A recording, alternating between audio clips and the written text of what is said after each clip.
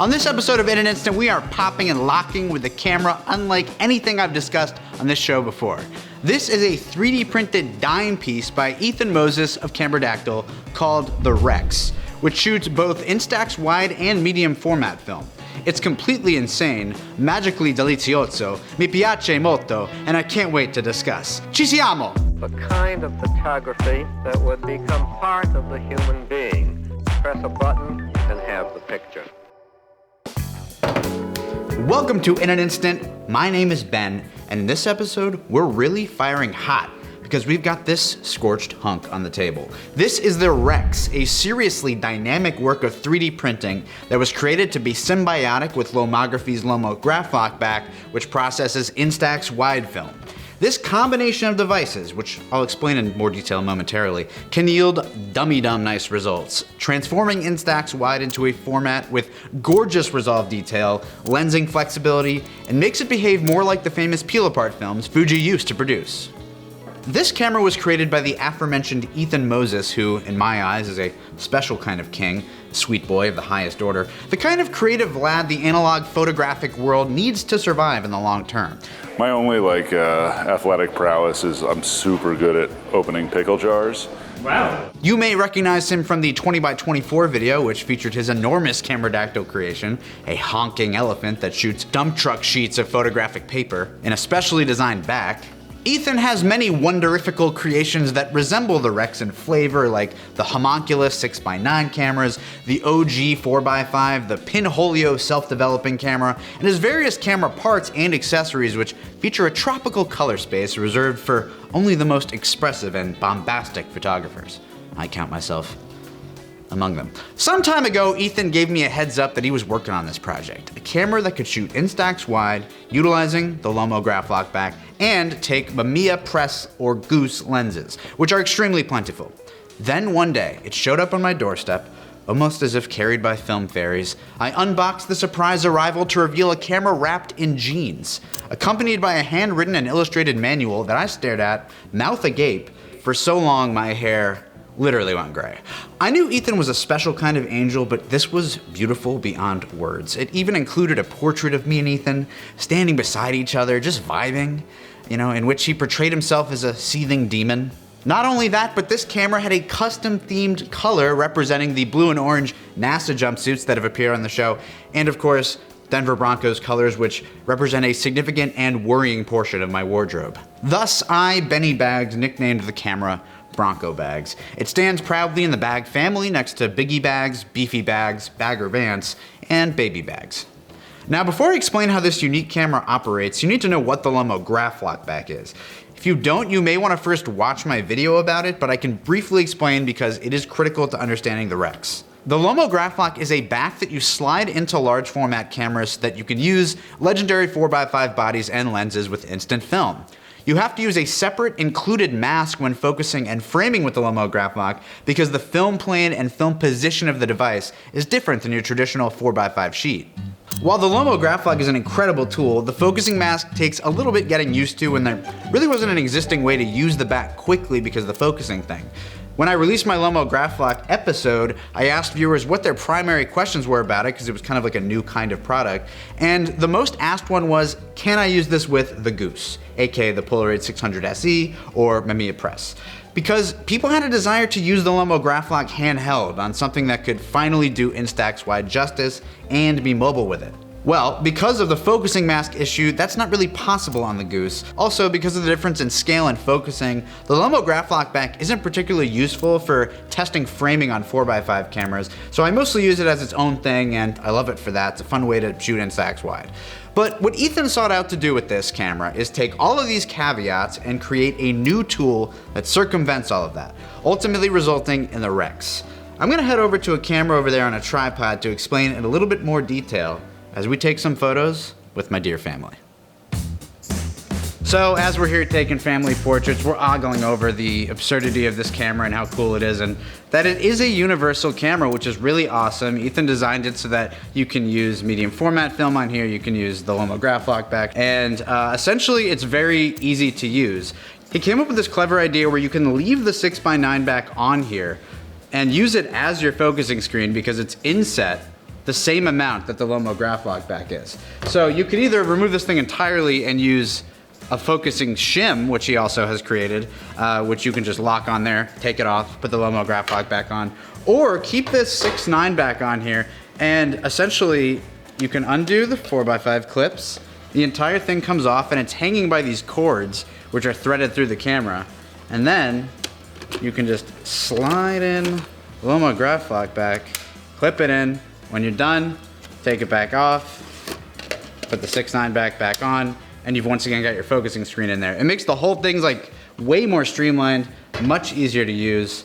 And then of course you could also remove, once you've got this on, your ground glass for your 6.9 and pop in your RB67 back or whatever you've got. And then you can just slot that right back on there. It makes this whole thing very quick. It removes pains from my ass, which is one of my favorite things to remove. And yeah, it's really fun for this kind of situation. We're taking a photo of Grandpapi over here. So, why don't we bounce back out of the studio, get into the field, use this thing on the go? What do you say? Woo! We are in Queens, New York, trying not to freeze our buns off, as I am using the Cameradactyl Rex at the Jackson Hole Diner, or the Airline Diner, depending on who you ask. This is one of the most incredible neon signs in the area. I pass it all the time thinking, I gotta take a shot of that, I gotta take a shot of that. And today, I came out here, tried to time it with sunset. Didn't quite work out the way I expected. The sign came on a little bit late, probably because it's winter and their timer's a little bit off. So basically what I did was, using the ground glass on the back of the camera, took Portra 400 pictures and Instax photos at the same time, sliding in the LomoGraflok back and sort of alternating those. And so while I obviously haven't seen the Portra 400 photos, I'm pretty happy with how the Instax wide shots came out on the Rex. Instax wide has very limited dynamic range, so it can be kind of difficult to shoot neon on Instax wide sometimes, especially when the sun went down. So while I lost some of that sky, I do kind of like how these photos came out. There's so much neon that it still kind of works. I also took a funky quadruple exposure because there was no light at all in the distance, and just to try something. And with the ground glass on the back of the Rex being the same alignment as the Instax wide, it was really nice not having to reframe. It was cool being able to use Instax wide sort of as a test for my framing and lighting a little bit for the Portra, even though, I know the dynamic range is going to be completely different. It was still awesome to be able to use it like that, sort of in the way that instant film used to be a way to test compositions. So I had a great time using the Rex on location. This was like a great test for that, and I think I would do it again. So, we've been using this camera plenty on a tripod, but really the benefit of this thing is that you can use it handheld. You can just strap the LomoGraflok back in here securely with the clips, walk around with it. The only caveat to that is that there's a 3D printed viewfinder window you have to use to frame, and there's no native paired rangefinder attached to this. So you'll mostly have to zone or scale focus, which means you'll have to sort of determine your distance from your subject and use the data on the lens to determine your focusing spot. So it's not as easy as just looking through the viewfinder, finding your focus like you would on something like the Goose or any paired rangefinder camera. But with a little bit of practice, I think you can nail it. So in terms of these 3D printed viewfinders, Ethan has printed several different copies for the different lenses that are available in the Mamiya Press or Goose line. And they're all calibrated to work with those different lenses and the different fields of view and the different angles that the lenses will take with your eye. So the way you align your eye with this viewfinder, which has no lens in it, there's no glass in it, you're looking right through to your subject, you have to put your eye up to the window just to the point where the inner rectangle and the outer rectangle sort of merge and become one rectangle, and then you have like a rough perspective of what the lens is supposed to see. Now this takes some practice, obviously. You're not gonna nail this on your first try. I'm still improving on it, but it's getting a little bit easier to use. While it might sound a little bit annoying to have to use scale or zone focusing, there are a couple tricks of the trade, some easy little hacks you can take to make your life a little bit easier. So first of all, you're shooting with 800 speed film.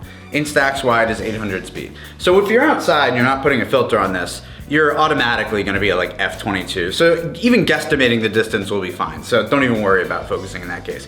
But if you're indoors like we are right now, a little hack is to get your iPhone out, or I'm sure every Android phone has this, Team iPhone, we don't know, but you can basically open the Measure app And there's a little tool where you can add points to your space, and it tells you the distance fairly accurately between you and your subject. And from there, you can use, scale focusing on the lens to determine what your margin of error is gonna be. And it makes focusing a little bit easier with this camera. Or you can buy a more expensive laser rangefinder, but if you already have your phone, we may as well make do with what we have. So while using this camera handheld isn't necessarily my first choice, I love throwing it on the sticks and using it like a large format camera, I still love all the little tiny details that Ethan put in here to make this a more usable experience given the natural limitations that he had to deal with. There's a freaking locking cold shoe mount so that the viewfinder can't come off. The way that he made these viewfinders is really interesting. And practicing with zone and scale focusing is always a good skill to develop.